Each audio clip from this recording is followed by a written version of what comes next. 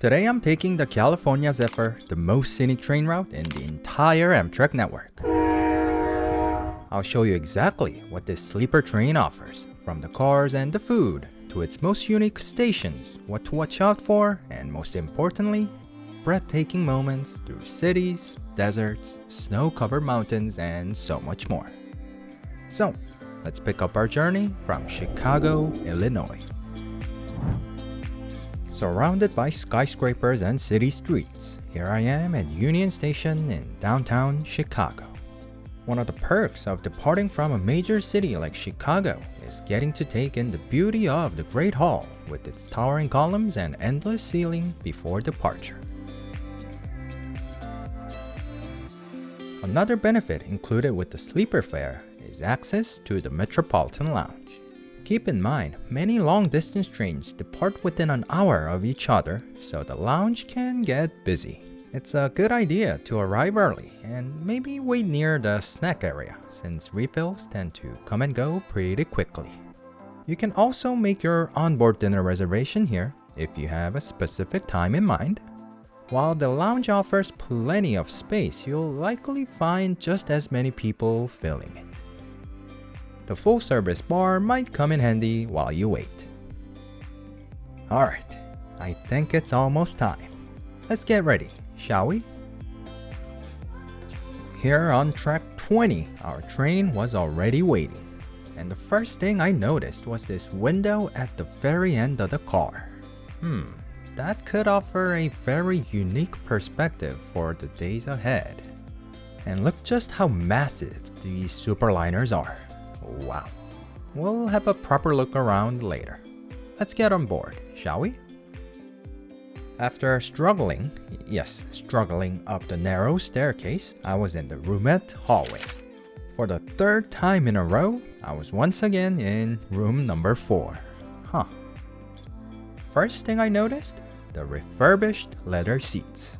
That'll definitely come in handy considering I'll be in here for 3 days, through day, night, desert, and snowy mountains.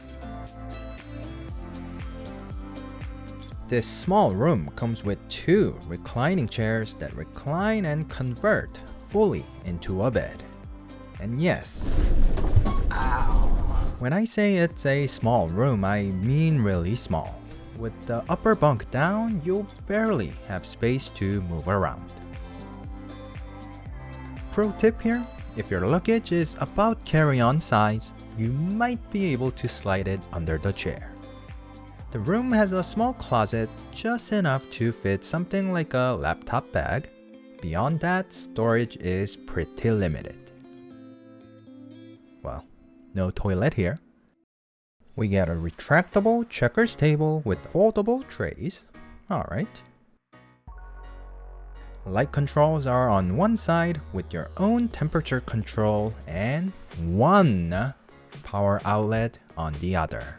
Do note, bulky chargers may not fit on these trains due to obstructive design found on some cars. The keyword here is some. Well, that's enough for a first look. We'll see how things actually unfold as the journey goes on. The train pulled out right on time through the tunnel past beautiful Chicago on its way 2,400 miles west all the way to San Francisco over the next 3 days. I made my way to the very back of the car to get a last glimpse of fading Chicago. The last car was coach class, which I occasionally walked over to for this unique trailing view. Now, of course, the Sightseer Lounge offered the most views with its panoramic windows. It seems though the furniture in the lounge has not yet been refurbished in this car, as apparent from the original blue linen. Though it is quite empty now, there are a couple spots you'll want to make sure you get here early to find a seat. I'll let you know when we are near. Feel free to grab some snacks or sips in the Sightseer as you wait and immerse yourself as the world goes by.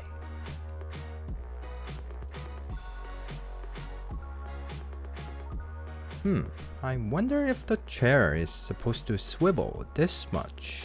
Haha. As we passed by a giant Viking, an artillery, and a small town, the train came across another train here at Galesburg, Illinois. This was one of our first smoke and stretch stops along the route, and I highly recommend stepping outside at as many stops as possible to really feel the difference as you cross the country. All the adventure has gotten me hungry. Here on the California Zephyr, they not only have a separate dining car, but even a dedicated kitchen on the lower level. The traditional dining menu features 4 options, including the usually well-cooked signature steak. I had the shrimp tempura appetizer. Wow, what is this bubble? Which was bubbly, and my usual Amtrak signature flat iron steak. Unfortunately, mine came out very well done, which was odd because someone else at the table got theirs just fine. I'm actually surprised. The steak's quite good. I wasn't expecting this. Oh well. The cheesecake, on the other hand, was astonishing, as usual. And just like that, I finished my dinner as the world went by. Back in the room, I was mourning the loss of my beloved, delicious Amtrak steak. Just kidding. Remember that chocolate from the lounge? Not recommended for children, pregnant, or nursing women and persons sensitive to caffeine. Yeah, as a caffeine lightweight, I was deep in headache territory. Oh, hi, Doggo. We had stopped in Ottumwa, where, along with some fresh air, folks got a chance to stretch, and I got to measure my height against the train. Wow.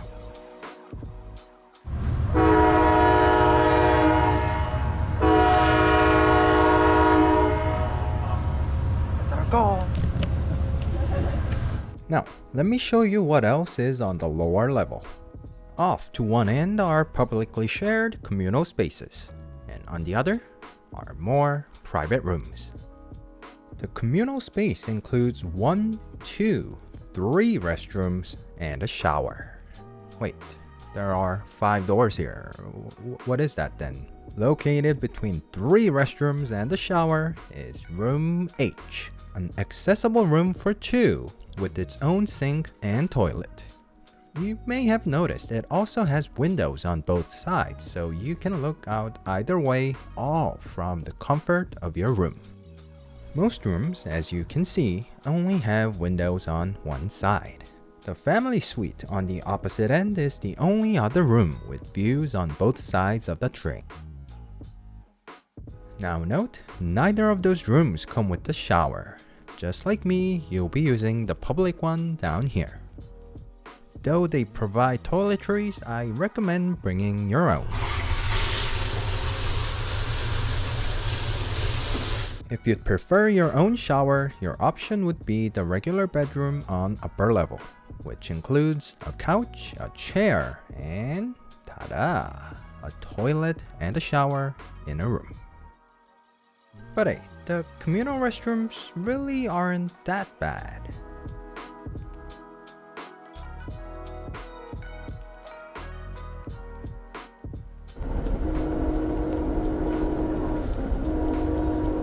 And as we rolled through the sun-setting evening, I, being the seasoned Amtrak rider, made my bed in no time.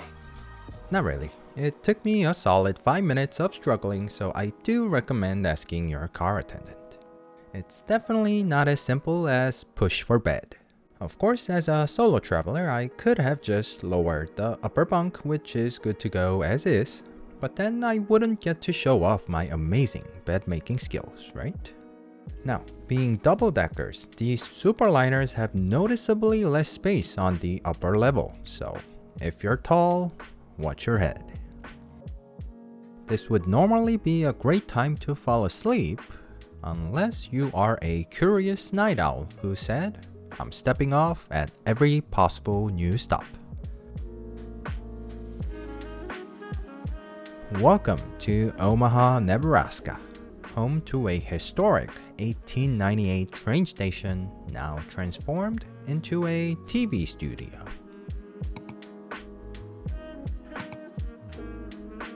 Back on the train, I discovered an anomaly.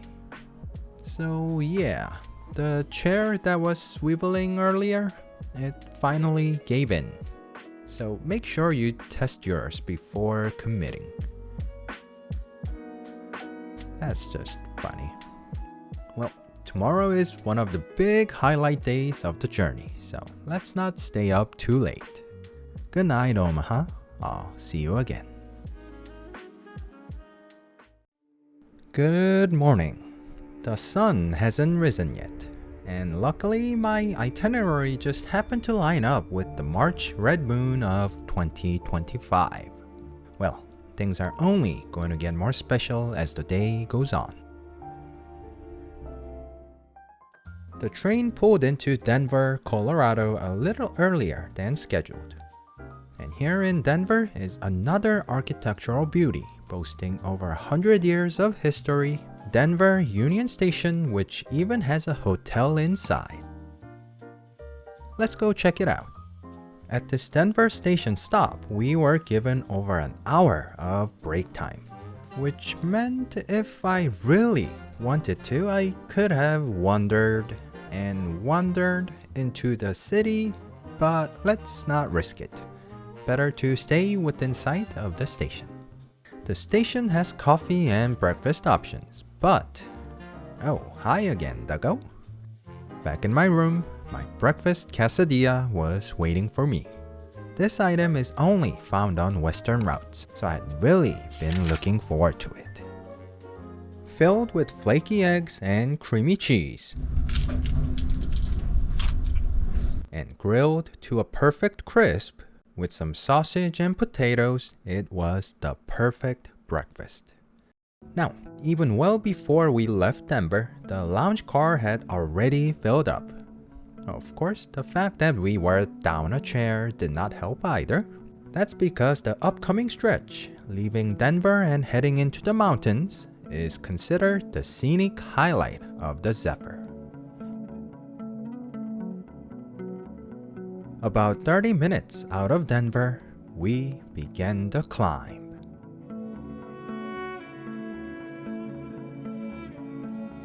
Here, the train is making a 10-degree radius curve, hence the name Big Ten Curve, to handle the steep climb into the Rocky Mountains. This kind of large horseshoe curve, where you can actually see your own train wrapping around, is a rare moment for an eastern city folk like me.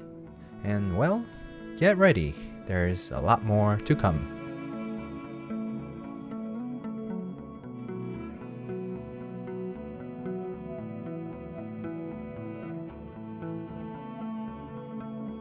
As we continued to climb, the landscape began to change. A rocky mountain, a lone house, a mountain creek, a frozen river, snow-covered peaks, and then darkness. We entered the Moffett Tunnel, a 6 miles long tunnel built nearly 100 years ago. Up onto the right-hand side on that mountain that's over there, you can see what looks like a road. That is the old Rollins Pass. That's where the railroad used to go before they completed the Moffett Tunnel, up and over Rollins Pass, cresting at over 11,000 feet in elevation, making it one of the highest mountain passes of any railroad in North America. Back in the day, that took about 3 hours for them to complete that trip over top of the pass. We're going to do that same journey in about 10 minutes here going through the Moffett Tunnel. 10 minutes in a tunnel since 1928. Wow. If anyone wants to do a little science experiment, bring a bag of chips and watch it inflate as we climb. It's so fluffy. This is as high as you'll get on an Amtrak train. Fraser Winter Park Station sitting around 8,500 feet above sea level, right in the middle of the Rocky Mountains.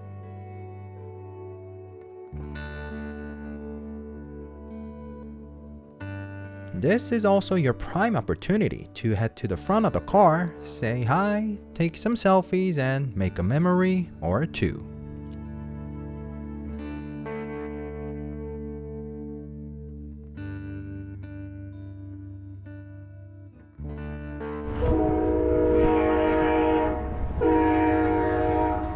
Astonishing, isn't it?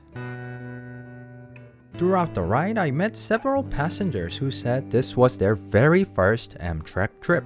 Many of them flew in because they wanted to try the best, the most scenic ride, and that's what brought them here. As we descended, the popcorn started to lose its fluffiness, but I had something even better in mind: an artisan grilled cheese sandwich, honey cured ham on sourdough bread, Swiss and cheddar cheese grilled to perfection. It was so good, I started losing my balance.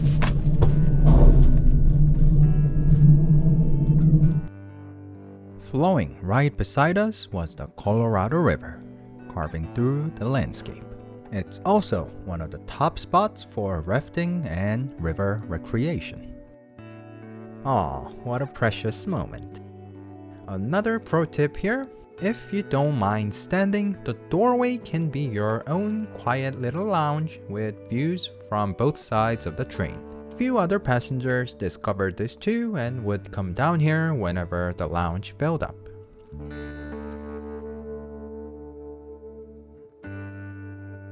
So, what else is in store for the landscape? Well, how about Mars? I don't even know how to describe it. Red brick hills carved into mountain-like shapes was the first thing that came to my mind. Down in the valley, even a passing FedEx truck turned into an Eiffel site. These beautiful valleys of rock formations are a sign of another upcoming iconic station stop. Glenwood Springs, a resort city known for its hot springs surrounded by the forest, canyon, river, and wildlife. Unfortunately, it was a quick breather stop, maybe enough for a cup of coffee and some photo shoots.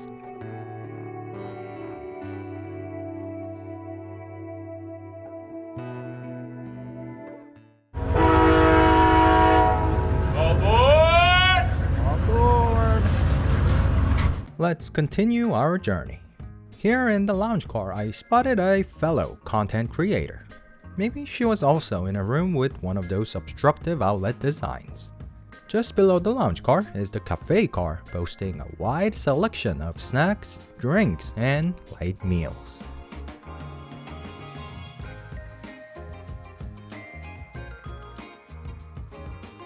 Now, for those looking for other options, the next stop might come in handy. Here at the Grand Junction station, there's a small store inside with cans, instant noodles, souvenirs, and other daily items. Though, yeah, you can see how popular and crowded it can get. Let's just go check out the cool looking building we saw on the way. This is the Grand Junction Union Depot, which served passengers since 1888. It is now behind doors. Hopefully, one day, we'll get to see the charm once again.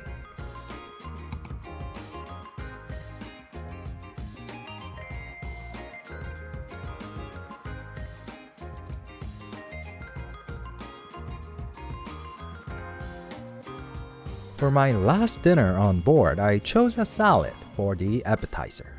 The salad was salad, but the brie cheese, one of the best I've ever had. Now, a seasoned Amtrak rider might be wondering, doesn't dinner usually come with the dinner roll? Well, I was told they forgot to load them back in Chicago. Following yesterday's dinner, I went with the pan-roasted chicken breast today.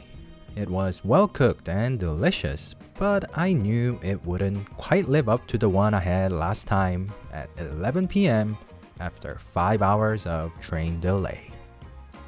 Topped off with some astonishing scenery outside the window, I finished the meal with the chocolate spoon cake, which was thick, creamy, and very chocolatey.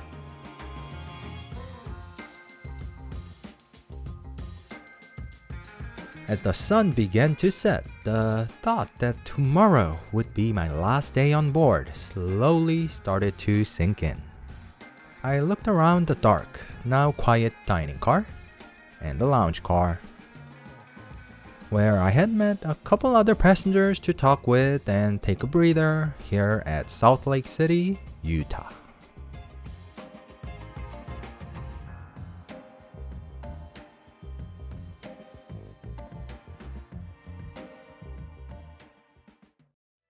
Good morning.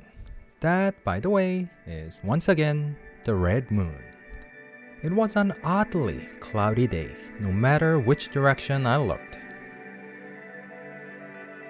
If it weren't for my stationary camera, I might have never known we were in the middle of a forming storm. Look at those clouds.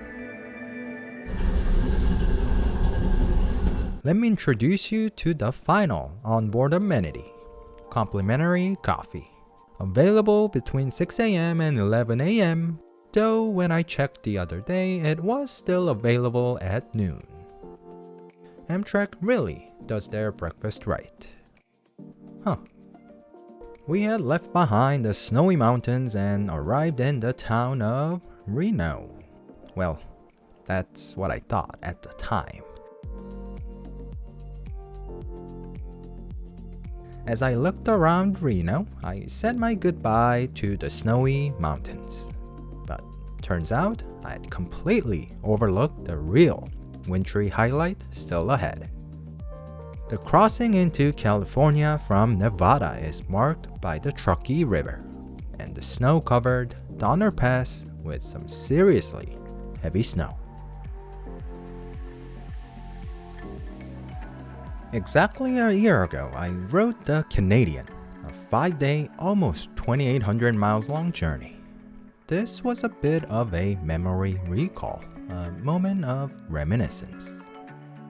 On that train, I definitely didn't see any desert. In fact, everything was frozen in March. Maybe I should plan to ride both of these trains again in the summer, just to see what they each have to offer. And I was lucky enough to spot the eastbound Zephyr. Bye, have fun! I enjoyed Amtrak's signature cheeseburger and wrapped up my little science experiment as we rolled into Sacramento, California. Soon after, there it was, water. And not just any water, but the western coastline with the city and the iconic Golden Gate Bridge in sight, thanks to the clear day. This was a truly fulfilling and enjoyable journey, one I honestly wished could have lasted a little longer. I said my goodbye to my little home on the rails. Goodbye, my home. As the trip came to an end here in Emeryville, California, on the opposite coast from where I started. Thank you for watching. Goodbye.